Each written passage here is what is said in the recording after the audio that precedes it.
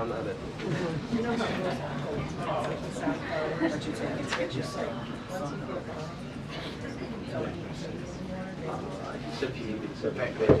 Yeah. Just for the entrance.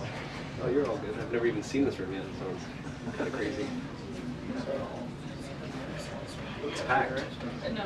Not since 4 years ago like this. Oh, like a tuna fish. Yeah. Imagine being back there. I'm sorry, dude.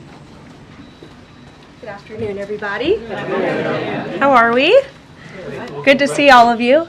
It's an honor to be here with all of you. A lot of familiar faces in the room, a lot of new faces. And President Trump is back, and the golden age of America has most definitely begun. The Senate has already confirmed 5 of President Trump's exceptional cabinet nominees: Secretary of State Marco Rubio, Defense Secretary Pete Hegseth, CIA Director John Ratcliffe, Homeland Security Secretary Kristi Noem, and Treasury Secretary Scott Bessent. It is imperative that the Senate continues to confirm the remainder of the president's well-qualified nominees as quickly as possible. As you have seen during the past week, President Trump is hard at work fulfilling the promises that he made to the American people on the campaign trail. Since taking the oath of office, President Trump has taken more than 300 executive actions, secured nearly $1 trillion in U.S. investments, deported illegal alien rapists, gang members, and suspected terrorists from our homeland, and restored common sense to the federal government. I want to take a moment to go through some of these extraordinary actions. On day 1, President Trump declared a national emergency at our southern border to end the 4-year-long invasion of illegal aliens under the previous administration. Additionally, President Trump signed an executive order to end catch and release and finish construction of his effective border wall. By using every lever of his federal power, President Trump has sent a loud and clear message to the entire world. America will no longer tolerate illegal immigration, and this president expects that every nation on this planet will cooperate with the repatriation of their citizens. As proven by this weekend, when President Trump swiftly directed his team to issue harsh and effective sanctions and tariffs on the Colombian government, upon hearing they were denied a U.S. military aircraft full of their own citizens who were deported by this administration.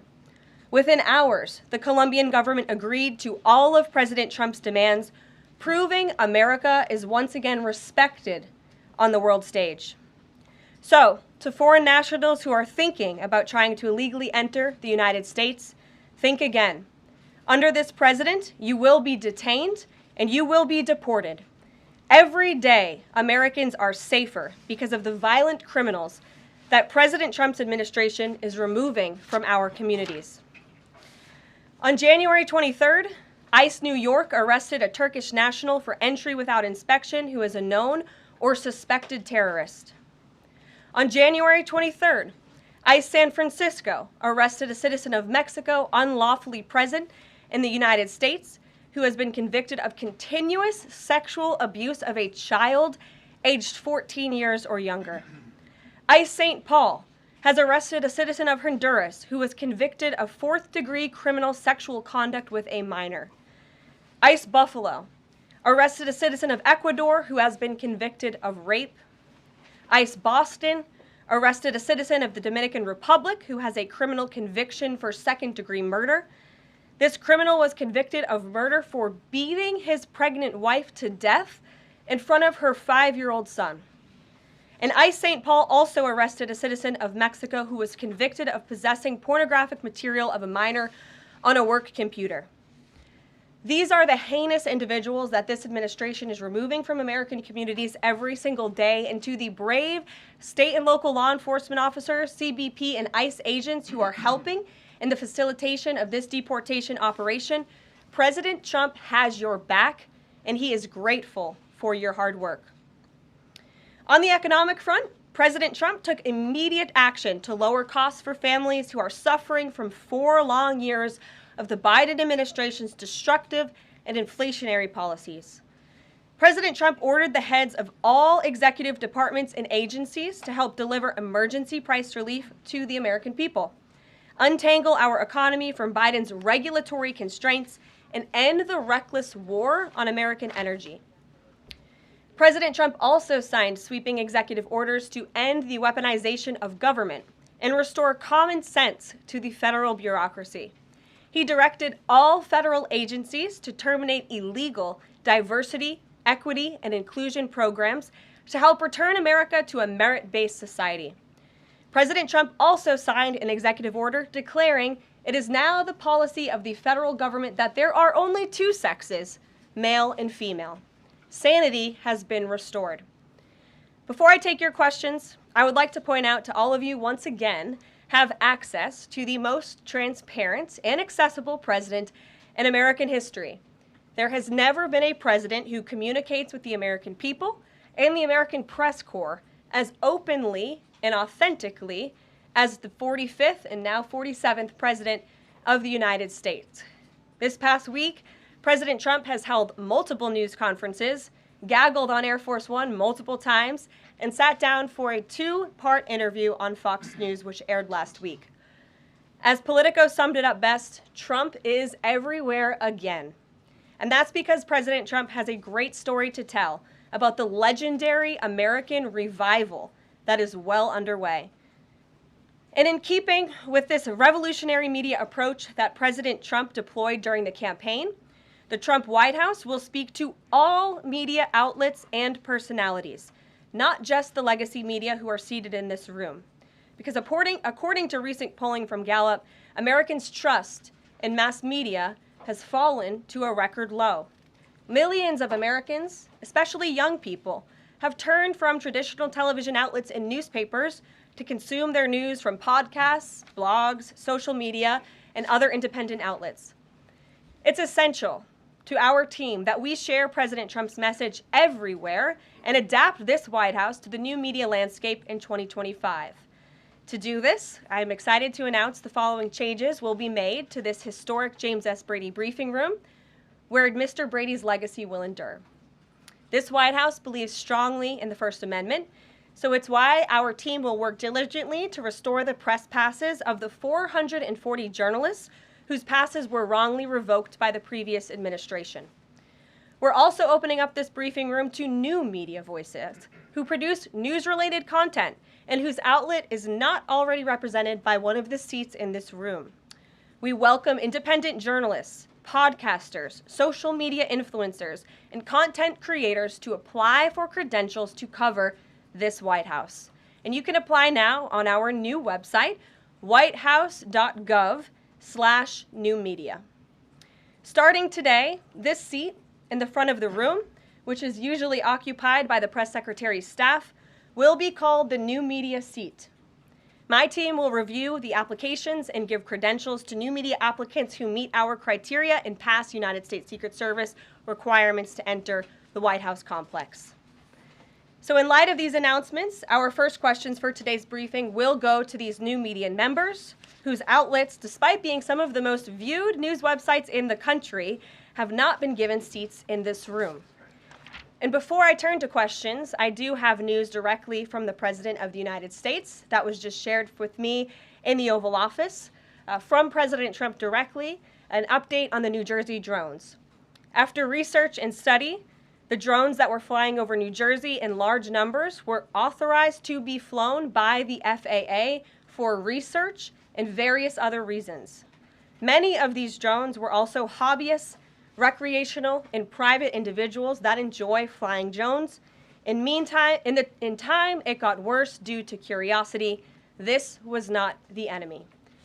A statement from the President of the United States to start this briefing with some news. And with that, I will turn it over to questions. And we will begin with our new media members, Mike Allen from Axios, Matt Boyle from Breitbart. Mike, why don't you go ahead? Thank you very much. Karoline, does the President see anything fishy about DeepSeek, either its origins or its cost? And could China's ability to make these models quicker, cheaper, affect our thinking about expanding generation data centers, chip manufacturing? Sure. The president was asked about DeepSeek last night on Air Force One when he gaggled for, I think, the third or fourth time throughout the weekend with members of the traveling press corps. The president said that he believes that this is a wake-up call to the American AI industry. The last administration sat on their hands and allowed China to rapidly develop this AI program. And so President Trump believes in restoring American AI dominance. And that's why he took very strong executive action this past week to sign executive orders to roll back some of the onerous regulations on the AI industry. And President Trump has also proudly appointed the first AI and crypto czar at this White House, David Sachs, whom I spoke with yesterday, very knowledgeable on this subject, and his team is here working every single day to ensure American AI dominance. As for the national security implications, I spoke with NSC this morning. They are looking into what those may be, and when I have an update, I will share it with you, Mike. And Caroline, you say restore U.S. dominance. Is there a fear that the U.S. either is fallen or has fallen behind? And how would the president make sure the U.S. stays ahead? No, the president is confident that we will restore American dominance in AI. Yeah, Matt. so Caroline, first off, thank you to you and President Trump for actually giving voices to new media outlets that represent millions and millions of Americans.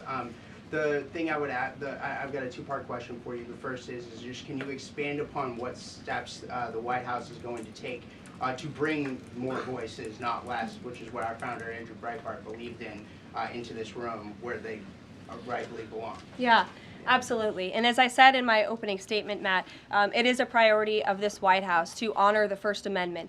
And it is a fact that Americans are consuming their news media from various different platforms, especially young people. And as the youngest press secretary in history, thanks to President Trump, I take great pride in opening up this room to new media voices to share the president's message with as many Americans as possible. In doing so, number one, we will ensure that outlets like yours, Axios and Breitbart, which are widely respected and viewed outlets, have an actual seat in this room every day. We also, again, encourage anybody in this country, whether you are a TikTok content creator, a blogger, a podcaster, if you are producing legitimate news content, no matter the medium, you will be allowed to apply for press credentials to this White House. And as I said earlier, our new media website is whitehouse.gov/new media.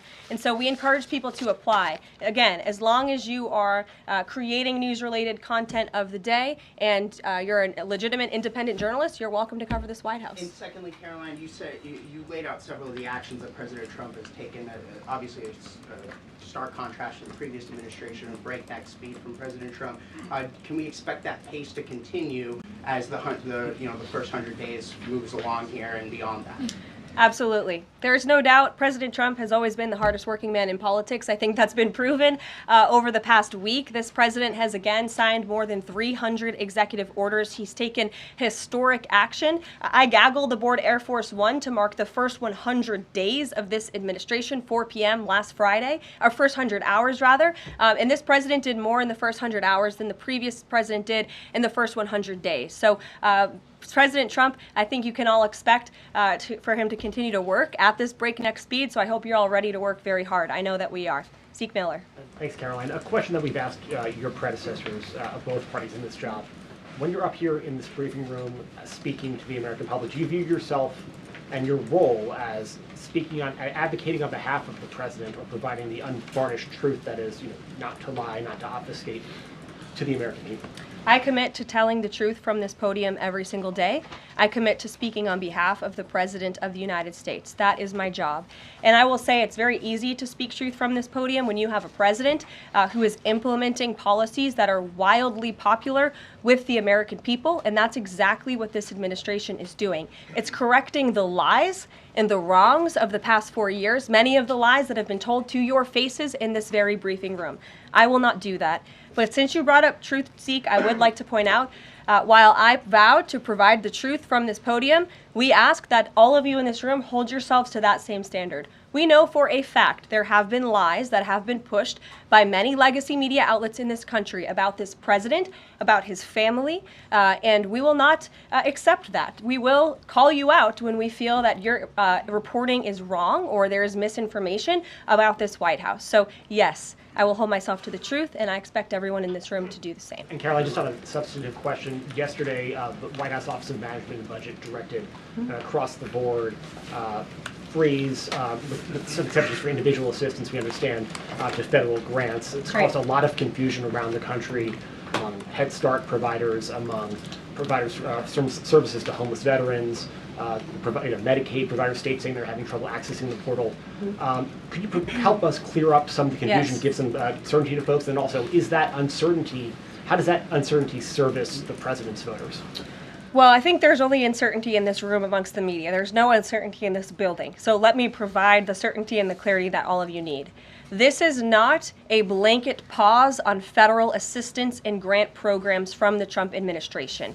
Individual assistance, that includes, I'm not naming everything that's included, but just to give you a few examples, Social Security benefits, Medicare benefits, food stamps, welfare benefits, assistance that is going directly to individuals will not be impacted by this pause. And I want to make that very clear to any Americans who are watching at home who may be a little bit confused about some of the media reporting. This administration, if you are receiving individual assistance from the federal government, you will still continue to receive that. However, it is the responsibility of this president and this administration to be good stewards of taxpayer dollars. That is something that President Trump campaigned on. That's why he has launched DOGE, the Department of Government Efficiency, who is working alongside OMB. And that's why OMB sent out this memo last night, because the president signed an executive order directing OMB to do just this. And the reason for this is to ensure that every penny that is going out the door is not conflicting with the executive orders and actions that this president has taken. So what does this pause mean? It means no more funding for illegal DEI programs. It means no more funding for the Green New scam that has cost American taxpayers tens of billions of dollars. It means no more funding for transgenderism and wokeness across our federal bureaucracy and agencies. No more funding for Green New Deal social engineering policies. Again, people who are receiving individual assistance, you will continue to receive that. And President Trump is looking out for you by issuing this pause because he is being good steward of your taxpayer dollars. Thanks, Caroline. Sure. How long is this pause going to last, and how is the Trump administration recommending that organizations that rely on federal funding make payroll, pay their rent in the meantime? It is a temporary pause, and the Office of Management and Budget is reviewing the federal funding that has been going out the door. Again, not for individual assistance, but for all of these other programs that I mentioned. I also spoke with the incoming director of OMB this morning, and he told me to tell all of you that the line to his office is open for other federal government agencies across the board, and if they feel that programs are necessary and in line with the president's agenda, then the Office of Management and Budget will review those policies. I think this is a very responsible measure. Again, the past 4 years, we've seen the Biden administration spend money like drunken sailors. It's a big reason we've had an inflation crisis in this country, and it's incumbent upon this administration to make sure, again, that every penny is being accounted for honestly. Why impose this pause with so little notice? Why not give organizations more time to plan for the fact that they are about to lose, in some cases, really crucial federal funding, at least for a period of time? There was notice. It was the executive order that the president signed. There's also a freeze on hiring, as you know, a regulatory freeze, and there's also a freeze on foreign aid. And this is, again, incredibly important to ensure that this administration is taking into consideration how hard the American people are working. And their tax dollars actually matter to this administration. You know, just during this pause, DOGE and OMB have actually found that there was $37 million that was about to go out the door to the World Health Organization, which is an organization, as you all know, that President Trump, with the swipe of his pen in that executive order, is no longer wants the United States to be a part of. So that wouldn't be in line with the president's agenda. Doge and OMB also found that there was about to be 50 million taxpayer dollars that went out the door to fund condoms in Gaza. That is a preposterous waste of taxpayer money. So that's what this pause is focused on, being good stewards of tax dollars. And so this doesn't Jennifer. affect Meals on Wheels or Head Start or disaster aid? Again, it does not affect individual assistance that's going to Americans. To follow up on Nancy, do you think there will be a list of who is affected and how much money is affected? How will these contractors and organizations know if they are actually having their funding frozen? And then secondly, if you're willing, can you just clarify, is the end goal of this to essentially challenge Congress or to prove that the president can withhold federal funding? In other words, is this an attempt to pick a fight to prove that he can do this? No, absolutely not. As it says right here in the memo, which I have, and I'd encourage all of you to read it, it says the American people elected President Trump to be the president of the United States and gave him a mandate to increase the impact of every federal dollar. This memo requires federal agencies to identify and review all federal financial assistance programs and supporting activities consistent with the president's policies and requirements. The American people gave President Trump an overwhelming mandate on November 5th, and he's just trying to ensure that the tax money going out the door in this very bankrupt city actually aligns with the will and the priorities of the American people. Brian Glenn. Yes. Welcome. You Thank look you. great. You're doing a great job. Thank you talked you. about transparency, and some of us in this room know how just transparent President Trump has been the last 5 or 6 years. I think you'll do the same.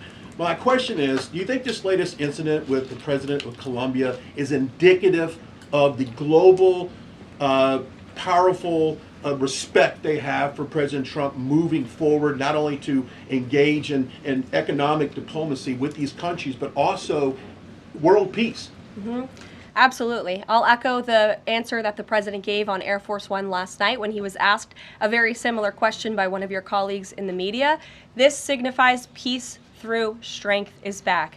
And this president will not tolerate illegal immigration into America's interior. And he expects every nation on this planet, again, to cooperate with the repatriation of their citizens who illegally entered into our country and broke America's laws.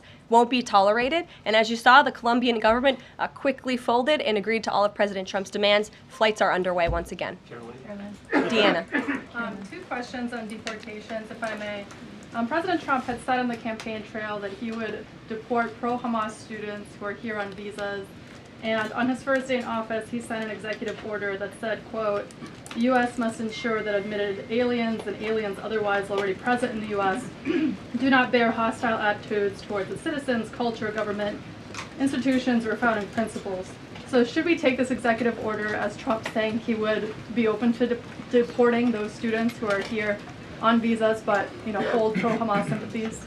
The president is open to deporting individuals who have broken our nation's immigration laws. So if they are here illegally, then certainly he is open to deporting them. And that's what this administration is hard at work at doing. We receive data from DHS and from ICE every single day. From what we hear on the ground, ICE agents are feeling incredibly empowered right now because they actually have a leader in this building who is supporting them in doing their jobs that they were hired to do, which is to detain, arrest, and deport illegal criminals who have invaded our nation's borders over the past 4 years. That's what the president is committed to seeing. Peter. Caroline, very quickly, just following up on the question on immigration first. President Trump, during the course of the campaign in 2024, said the following about illegal immigration. He said, they're going back home where they belong, and we start with the criminals. There are many, many criminals. NBC News has learned that ICE arrested 1,179 undocumented immigrants on Sunday, but nearly half of them, 566 of the migrants, appear to have no prior criminal record besides entering the country illegally. Is the president still focused exclusively, which is a civil crime, it's not criminal? It's a federal crime.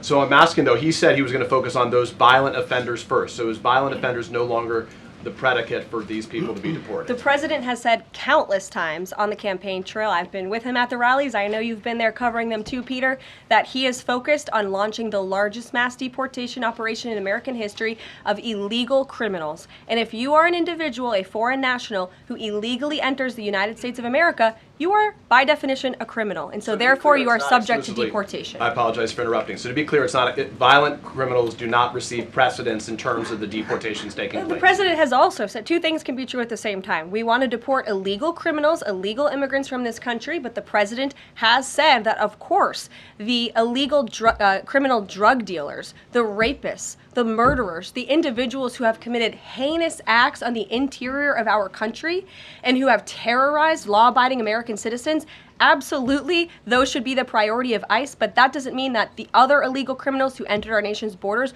are off the table. Understood. Then let me ask you a separate question about the confusion that still exists across the country right now as it relates to the freeze or the pause as it's described. President Trump, of course, ran one of the key policy items was that he was going to lower prices, lower the cost of everything from groceries, as he often said. But in many of the cases, it would seem that some of these moves could raise prices for real Americans on everything from low-income heating, that program, child care programs. Will nothing that the president's doing here in terms of the freeze in these programs raise prices on ordinary Americans? What particular actions are you referring to that I'm would... referring to LHEAP right now. That's the low-income heating program, for example. We can talk about, there's no clarity, so I could refer to a lot of them. We don't know what they are specifically. Can you tell us that LHEAP is not one of those affected? So you're asking a hypothetical based on programs that you can't even identify. I just identified. What I can tell you Just to is be that clear, since you guys haven't identified, let's do it together just for Americans at home. Medicaid, is that affected?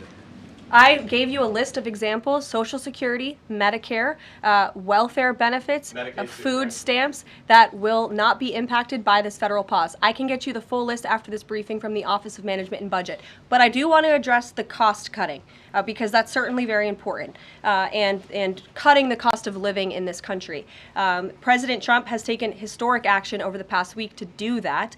He actually signed a memorandum to deliver emergency price relief for American families, which took a number of actions. I can walk you through those. He also repealed many onerous Biden administration regulations. We know over the past 4 years, American households has been essentially taxed $55,000 in regulations from the previous administration. President Trump, with the swipe of his pen, rescinded those, which will ultimately put more money back in the pockets of the American people. So deregulation is a big deal. And then when it comes to energy, I mean, the president signed an executive order to declare a national energy emergency here at home, which is going to make America energy dominant. We know that energy is one of the #1 drivers of inflation. And so that's why the president wants to increase our energy supply to bring down costs for Americans. The Trump energy boom is incoming, and Americans can expect that. Please share that out. Thank you. Caroline, I think some of the confusion I think may be here with this pause on federal funding. You've made it clear you're not stopping funds that go directly to individuals, but there certainly are lots of organizations that receive funding and then may pass along a benefit. Meals on Wheels, for one. They provide meals for over 2.2 million seniors. What is the president's message to Americans out there, many of whom supported him and voted for him, who are concerned that this is going to impact them directly, even if, as you said, the funding isn't coming directly to their wallet? I have now been asked and answered this question 4 times. To individuals at home who receive direct assistance from the federal government, you will not be impacted by this federal freeze. In fact, OMB just sent out a memo to Capitol Hill with Q&A to clarify some of the questions and the answers that all of you are asking me right now. Again, direct assistance will not be impacted. I've been asked and answered about this OMB memo. There's many other topics of the day. Jackie But Heimer. indirect assistance, Caroline, if it's going to another organization and then trickling down. Direct assistance that is in the hands of the American people will not be impacted. Again, as I said to Peter, we will continue to provide that list as it comes to fruition. But OMB right now is focused on analyzing the federal government's spending, which is exactly what the American people elected President Trump to do. And one question on immigration, Caroline, on immigration. Of the 3,500 arrests ICE has made so far since President Trump came back into office, can you just tell us the numbers? How many have a criminal record versus those who are just in the country illegally? All of them, because they illegally broke our nation's laws and therefore they are criminals as far as this administration goes. I know the last administration didn't see it that way, so it's a big culture shift in our nation to view someone who breaks our immigration laws as a criminal, but that's exactly what they are. But you made a point with the worst first. They all have a criminal record? And welcome to the briefing If they room. broke our nation's laws, yes, they are criminal. Yes. Thank you. On stripping security details for figures like John Bolton, Pompeo, Brian Hook, Senator Tom Cotton said that he's seen the intelligence and the threat from Iran is real for anyone who played a role in the Soleimani strike. He voiced concern it wouldn't just impact those individuals, but potentially their family, innocent bystanders, friends, anyone who's near them when they're out in public. Is the president open to reconsidering his decision? The president was asked and answered this yesterday, and he was firm in his decision despite some of the comments that you had referenced. And he's made it very clear that he does not believe American taxpayers should fund security details for individuals who have served in the government for the rest of their lives. And there's nothing stopping these individuals that you mentioned from obtaining private security. That's where the president stands on it. I have no updates on that. Is there any concern that this decision might jeopardize the administration's ability to hire the best advisors for these kinds of positions in the future? No, in fact, I've talked to the Presidential Personnel Office, who has told me directly that there is such an influx of resumes for this administration that it's incredibly overwhelming. There is no lack of talent for the Trump administration. Reagan Reed. Would he take any responsibility if anything happened to these people? Would he feel at all that his decision was a factor in that? The president was asked and answered this yesterday. I defer you to his comments. Caroline. Reagan, since you're in the back row, I hear you. The back row hasn't gotten much attention in the last 4 years, so I'm happy to answer your question. I can project. Does the president intend to permanently cut off funding to NGOs that are bringing illegal foreign nationals to the country, such as Catholic Charities? I am actually quite certain that the president signed an executive order that did just that, and I can point you to that. More, Caroline, President Trump issued an executive order on increased vetting for refugees in visa applications. Right. Part of that order was considering an outright ban for countries that have deficient screening processes.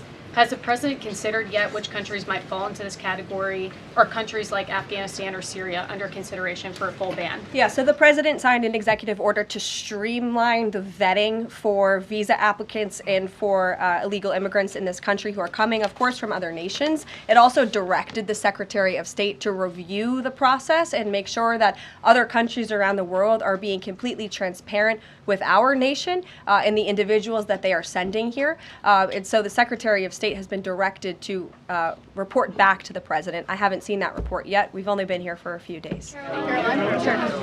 One on the freeze in federal funding. Who advised the president on the legality of telling government agencies that they don't have to spend money that was already appropriated by Congress? Well, as the OMB memo states, this is certainly within the confines of the law. So White House counsel's office believes that this is within the president's power to do it, and therefore he's doing it. Okay, so they disagree with lawmakers who say that they don't have the power to freeze this funding. Again, I would point you to the language in the memo that clearly states this is within the law.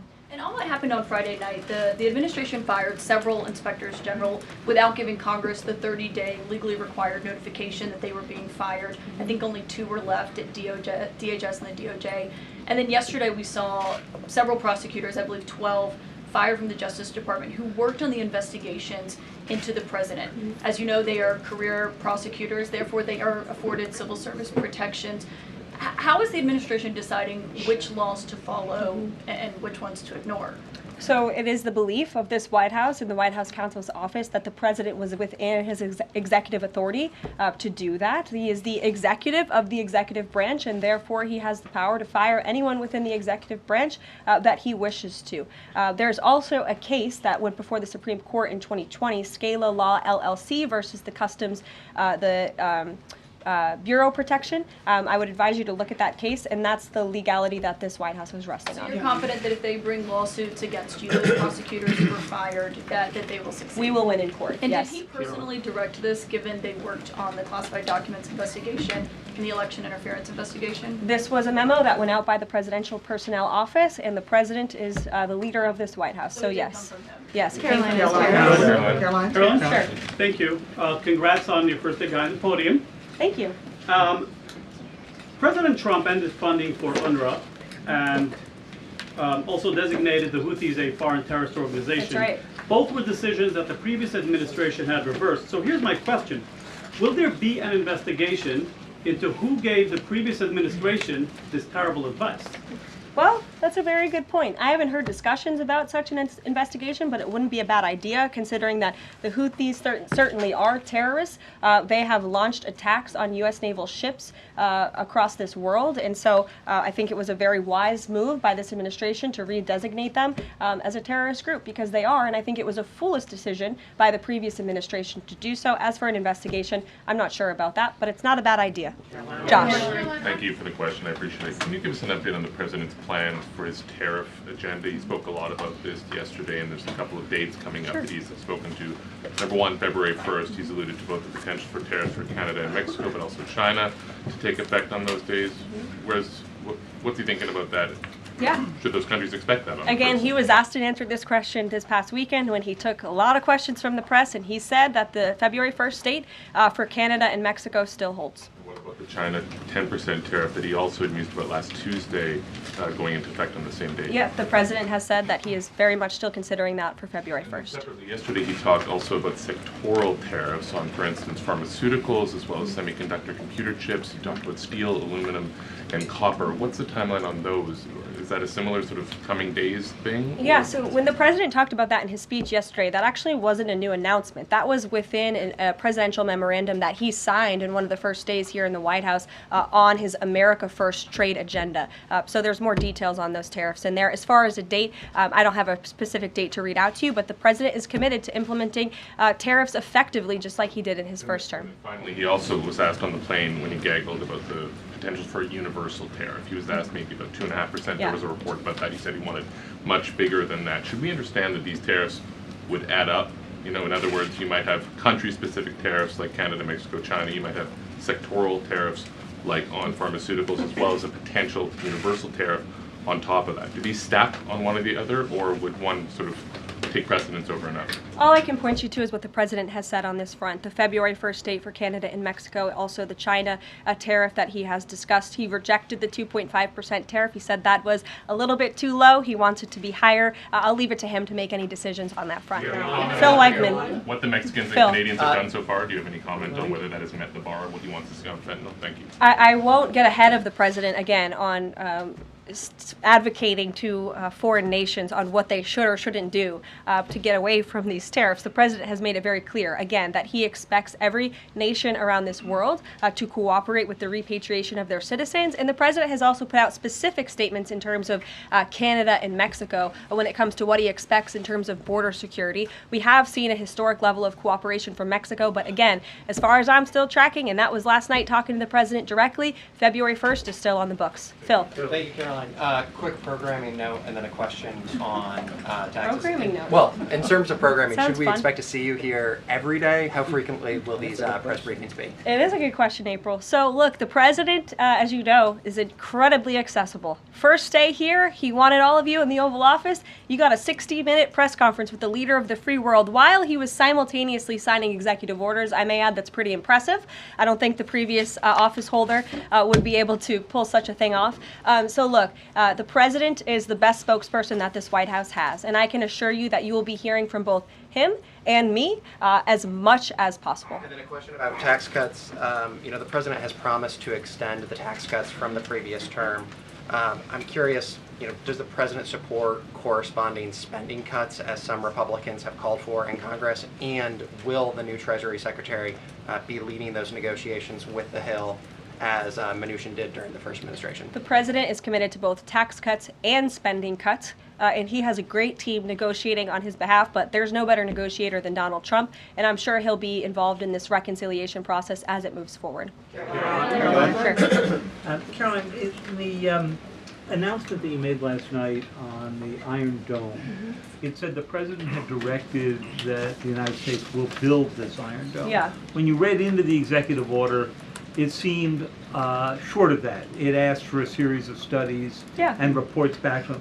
Can you tell us whether the president has directed this? And if he is as concerned on this issue, why the suspensions that we saw listed by OMB included so many different nuclear programs, non-proliferation programs, programs to blend down nuclear weapons, and so forth? First of all, when it comes to the Iron Dome, the executive order directed the implementation of an Iron Dome. It also, as you said, kind of directed research and studies to see if or how the United States can go about doing this, particularly the Department of Defense. When it comes to the other question that you asked about those specific programs, again, I would say this is not a ban. This is a temporary pause and a freeze to ensure that all of the money going out from Washington, D.C. is aligned with the president's agenda. And as the Office of Management and Budget has updates on what will be kickstarted once again, I will provide those to you. Just to clarify for a sec what you were saying before on Medicaid. It wasn't clear to me whether you were saying that no Medicaid would be cut off. Obviously, a lot of this goes to states before it goes to individuals and so forth. So are you guaranteeing here that no individual now on Medicaid would see a cutoff because of the pause? I'll check back on that and get back to you. John. Thanks a lot, Caroline. As you know, in the first week that the president was in office, signed an executive order as it relates to birthright citizenship, trying to eliminate that. Now, 22 state attorney generals have said that this is unconstitutional. A federal judge has just agreed with their argument. What's the administration's argument for doing away with birthright citizenship?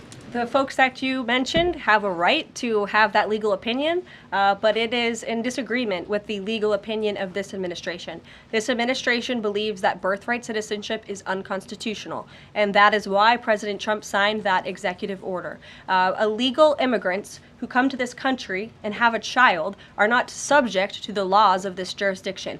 That's the opinion of this administration.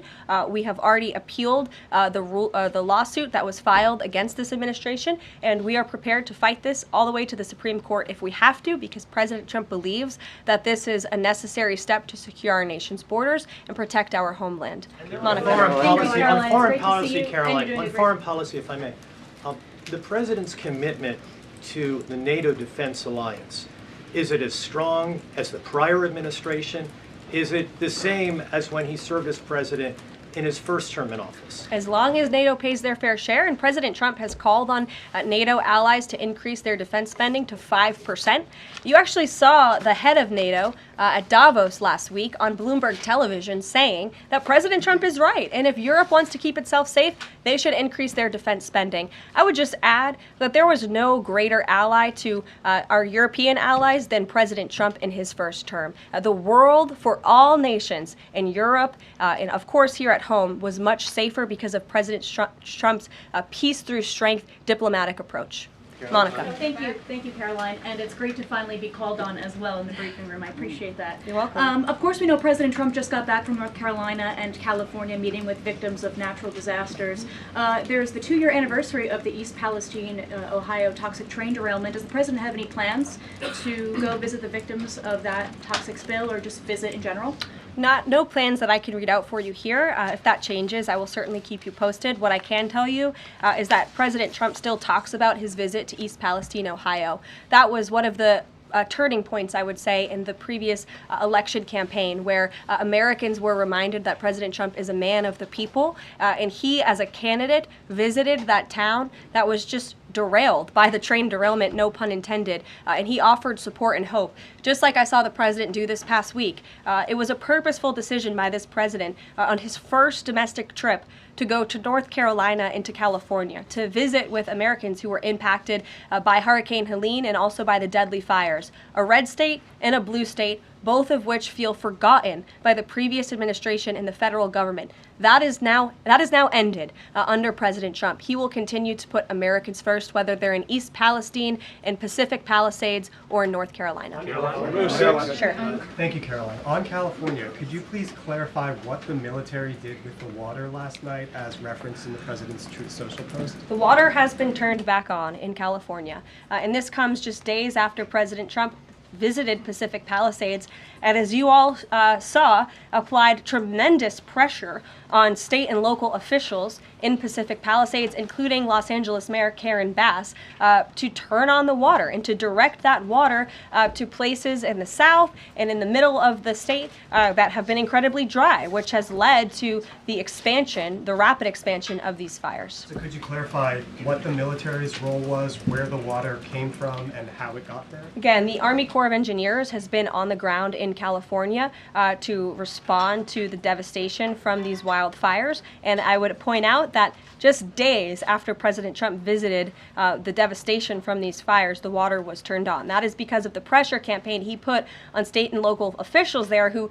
clearly lack all common sense. And I will never forget being at that roundtable with the president last week and hearing the frustration in the voices of Pacific Palisades residents who feel as though their government has just gone insane. Before President Trump showed up on the scene, Karen Bass was telling private property owners that they would have to wait 18 months to access their private property. So this administration, the president and his team that's on the ground in California, Rick Grinnell, who he has designated to oversee this great crisis, it will continue to put pressure on Karen Bass and state and local officials to allow residents to access their properties. This is a huge part of it. These residents want to take part in their own clearing out of their properties. They should be able to do that. It's the United States of America. What happened to our freedom? Clearly it's gone in California, but not anymore under President Trump. April. Caroline, welcome to the briefing room. Thank you. Several questions. One on the pause. Will minority serving institutions, preferably colleges and universities, have those monies held back temporarily at this moment? Again, I have not seen the entire list because this memo was just sent out. So I will provide you all with updates as we receive them, okay? Also, secondly, when it comes to immigration, there is this southern border focus. What happens to those who've overstayed their visas? That is part of the broken immigration system. In 2023, there was a report by the Biden administration, the Homeland Security Department, that said overstays of visas were 3 times more than usual. Will there be a focus on the overstays for visas as well? If an individual is overstaying their visa, they are therefore an illegal immigrant residing in this country and they are subject to deportation. And also lastly, as we're dealing with anti-DEI, anti-woke efforts, we understand this administration is thinking about celebrating Black History Month. Have you got any word on that? Anything that you can offer to us? As far as I know, this White House certainly still intends to celebrate, and we will continue to celebrate American history and the contributions that all Americans, regardless of race, religion, or creed, have made to our great country, and America is back. Christian Day Talk. Thanks, Caroline. Just real quick, you mentioned the inflation executive order the president signed, but egg prices have skyrocketed since President Trump took office, so what specifically is he doing to lower those costs for Americans?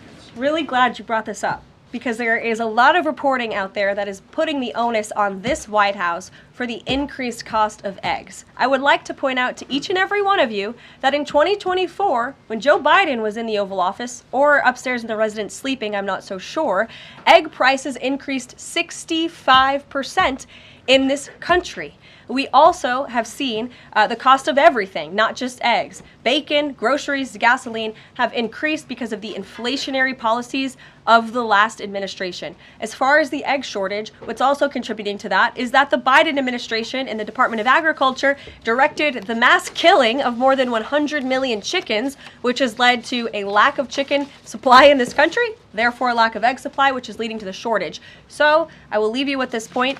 This is an example of why it's so incredibly important that the Senate moves swiftly to confirm all of President Trump's nominees, including his nominee for the United States Department of Agriculture, Brooke Rollins, who is already speaking with Kevin Hassett, who's leading the economic team here at the White House, on how we can address the egg shortage in this country. As for costs, I laid out the plethora of ways that President Trump has addressed saving costs for the American people over the past week. He looks forward to continuing to doing that in the days ahead. Thank you guys so much. One more border question. Are Medicaid portals down in all 50 states?